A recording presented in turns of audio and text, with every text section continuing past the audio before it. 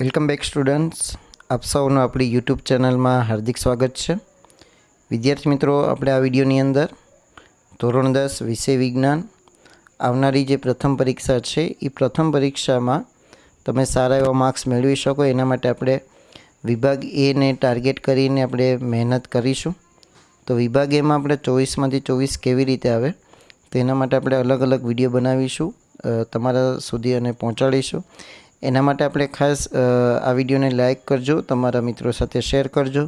Channel પર નવા હોય તો આપણી ચેનલને સબસ્ક્રાઈબ કરી બાજુના બેલ આઇકોનને પ્રેસ કરજો, જેથી કરીને કોઈ પણ નવો વિડીયો આવે તો તમારા સુધી ઝડપથી પહોંચી શકે. તો આપણે સૌપ્રથમ વિકલ્પોવાળા પ્રશ્નો જોઈએ. એમાં પહેલો પ્રશ્ન છે કે બટેટાની ચિપ્સના પેકિંગમાં ઓક્સિડેશન થતું અટકાવવા માટે પ્લાસ્ટિક બેગમાં કયો નિષ્ક્રિય વાયુ વપરાય છે? તેમાં જવાબ શું આવશે? નાઇટ્રોજન. બીજો પ્રશ્ન, હળદર પત્ર બેઝ પદાર્થ સાથે કેવો રંગ આપે છે? લાલાશ પડતો કથાઈ. ચાલો એના પછી આગળ, કોપર અને ઝીંકની મિશ્ર ધાતુ કઈ છે? તેમાં જવાબ આવશે પિત્તળ. ચોથો પ્રશ્ન છે કે તમને એક રાસાયણિક સમીકરણ આપેલું છે અને આ રાસાયણિક સમીકરણ આપણે કમ્પ્લીટ કરવાનું છે. તેમાં તમારો જવાબ શું આવશે? C6H12O6. ચાલો એના પછી પાંચમો પ્રશ્ન, બે ચેતાકોષ વચ્ચે આવેલ ખાલી જગ્યા કહે છે તો શું કહેવાય છે? ચેતોપાગમ.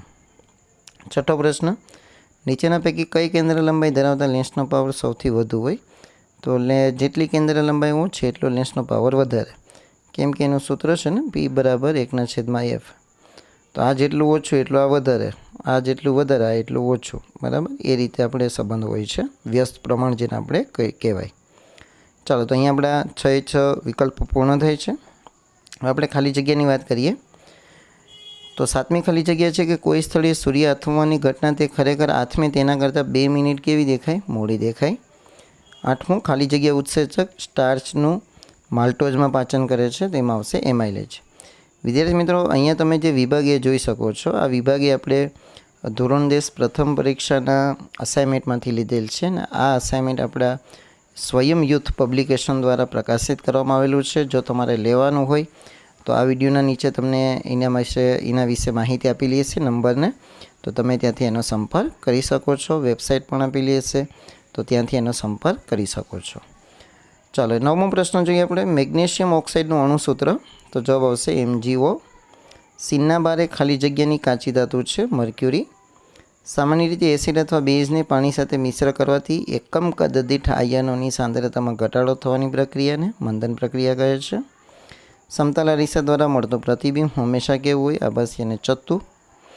ચલો એના પછી આપણે વાત કરીએ ખરા ખોટાની. તો 13મો પ્રશ્ન છે આપણો, ખરા ખોટું. વરસાદ ચાલુ હોય અને તડકો હોય તો મેઘધનુષ્ય સવારમાં પૂર્વ દિશામાં જોવા મળે. ખોટું, કેમ કે સૂર્યની વિરુદ્ધ દિશામાં દેખાય તો પશ્ચિમ દિશામાં જોવા મળી શકે.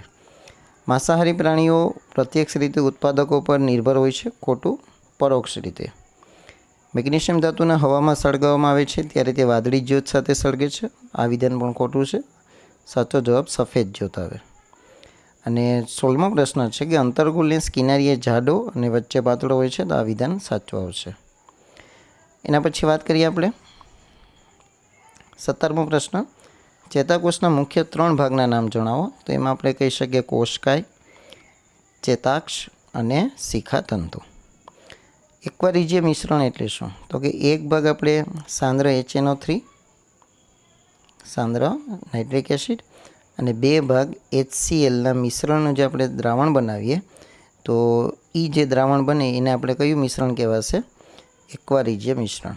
1 ભાગ નાઇટ્રિક એસિડ અને 2 ભાગ હાઇડ્રોક્લોરિક એસિડ પણ સાંદ્ર, બરાબર? ચાલો એના પછી વાત કરીએ આપણે 19મો કે બેઝિક માધ્યમમાં ફિનોપ્થેલિનનો રંગ. તો બેઝિક માધ્યમમાં ફિનોપ્થેલિનનો રંગ કેવો હોય? આપણે ગુલાબી. કેવો હશે? ગુલાબી. અને મિથાઇલ ઓરેન્જનો એસિડિકમાં કેવો હશે? નારંગી રંગ. એના પછી મોતિયો એટલે શું?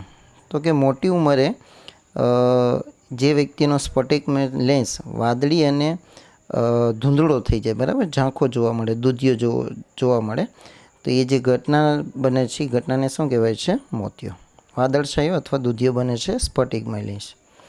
એના પછી જોડકાની વાત કરીએ આપણે તો જોડકાની અંદર એડ્રીનલ ગ્રંથિ તો એડ્રિનલ ગ્રંથિમાં આપણે આવશે રુધિરના દબાણનું નિયમન કરે છે.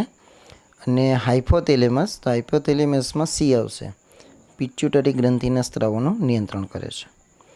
ચાલો એના પછી 23 અને 24માં જોડકું છે 13મા પાઠનું. ઉત્પાદક, તો ઉત્પાદકમાં બી આવશે, લીલ અથવા લીલી વનસ્પતિ, અને વિઘટકમાં આવશે બેક્ટેરિયા અને ફૂગ. તો અહીંયા આપણું વિભાગ એનું સોલ્યુશન સંપૂર્ણ પૂર્ણ થાય છે. તમારા માટે ખૂબ જ મોસ્ટ એમપી વિભાગ એનું સોલ્યુશન છે. એટલે મને આ પ્રશ્નોને જરૂરથી લખી લેવા, જેથી કરીને તમારે ફરી હોય તો તમે સરળતાથી કરી શકો. વિડીયોને લાઇક કરજો, તમારા મિત્રો સાથે આ વિડીયો વધુમાં વધુ શેર કરો, અને ચેનલ પર આપણી ચેનલને સબસ્ક્રાઈબ ન કરી હોય તો સબસ્ક્રાઈબ કરી બાજુના બેલ આઇકોનને પ્રેસ કરો. Thank you very much.